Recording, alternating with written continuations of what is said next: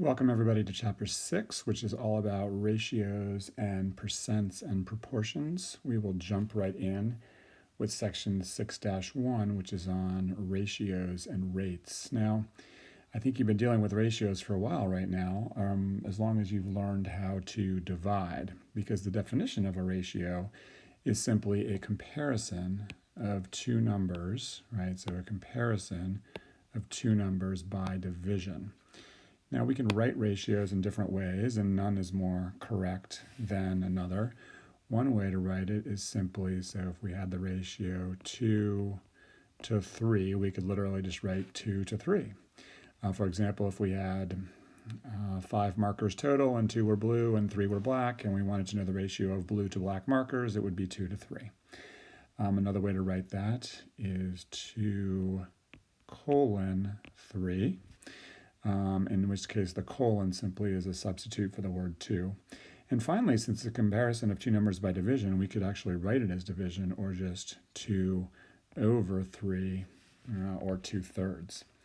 Now that's not really 2/3, right? It wouldn't be fair to say that 2/3 of the markers are blue, right? Because we had said we have 2 blue and 3 black markers.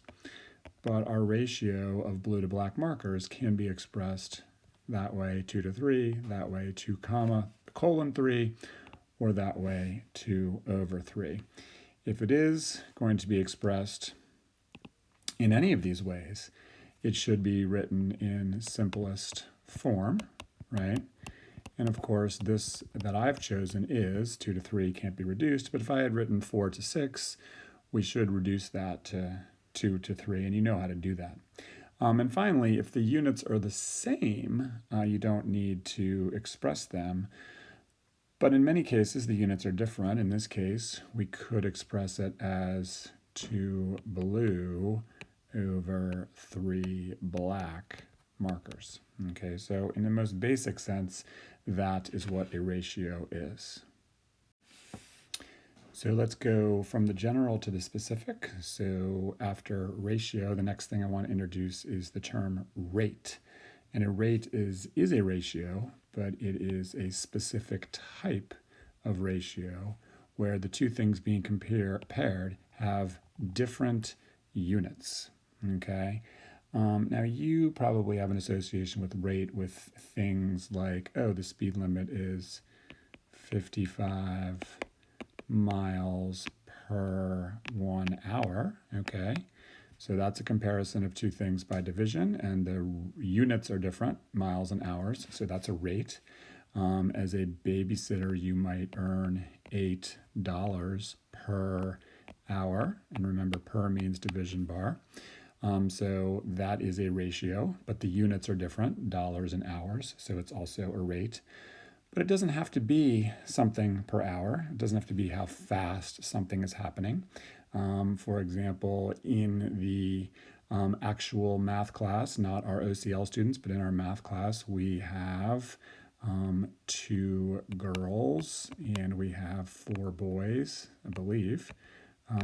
So girls and boys are different units, so that would be a ratio of 2 girls to 4 boys, and that's also a rate. And of course, we could reduce that to 1 girl over 2 boys, and we can think about that as a rate or ratio. For every 1 girl, there are 2 boys in the math classroom.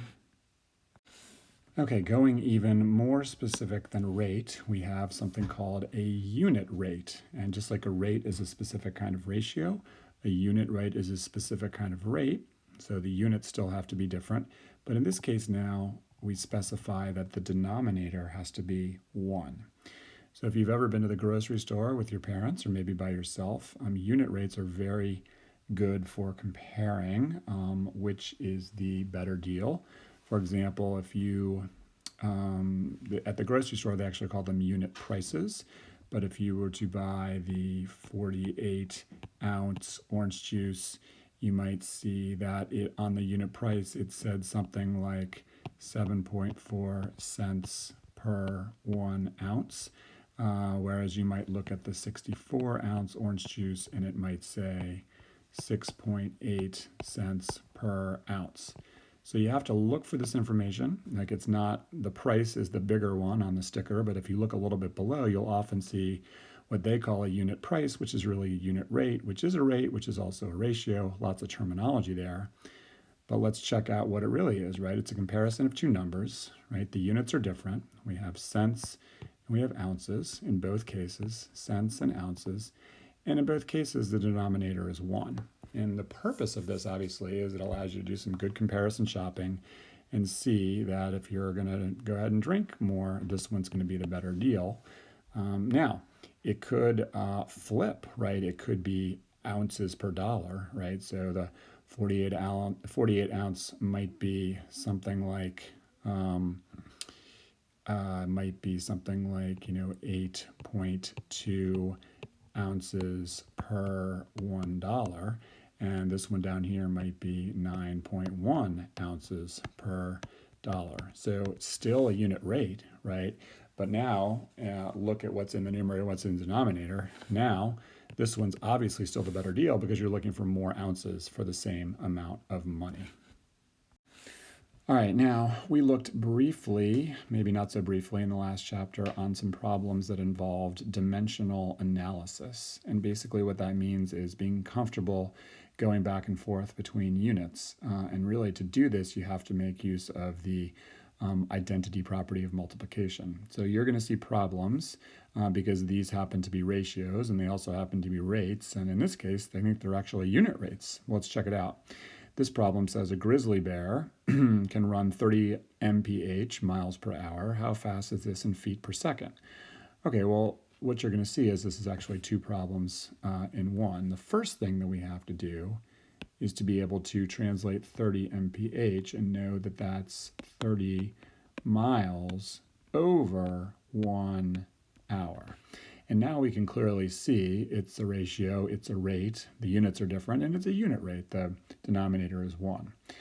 Well, we know that, or we should know, that there are 3,600 seconds, right, in 1 hour. And if you didn't know that, you could do 60 times 60.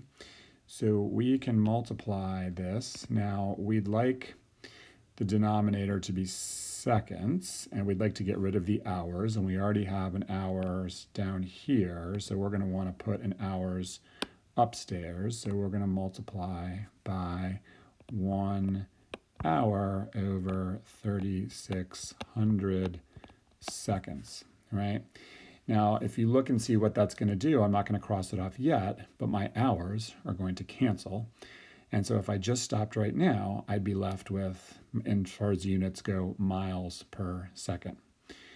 Now, you should also know that there are 5,280 feet in 1 mile. Okay, so the next thing that we're going to multiply by, I see that I have miles upstairs, and I'd like to get rid of that. So I'm going to put my 1 mile down here and my 5,280 feet up here, okay? Now look, why am I allowed to multiply by this? Okay, I'm allowed to multiply by that because it's 1, because 1 hour equals 3,600 seconds. Why am I allowed to multiply by this without changing the value? Same answer, it's 1, okay? Look at what happens. Remember, multiplying fractions, we multiply across the top, across the bottom. I see an hours upstairs and an hours downstairs.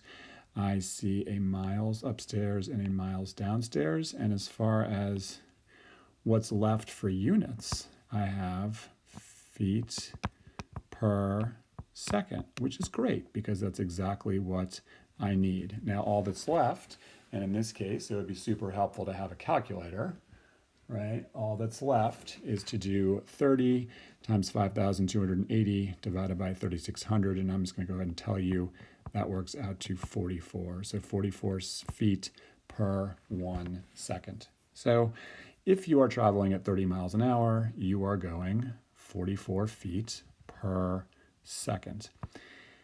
The important thing about this problem is how you set it up, right? First as a ratio and then multiplying by 1. In this case, we had to do it 2 times.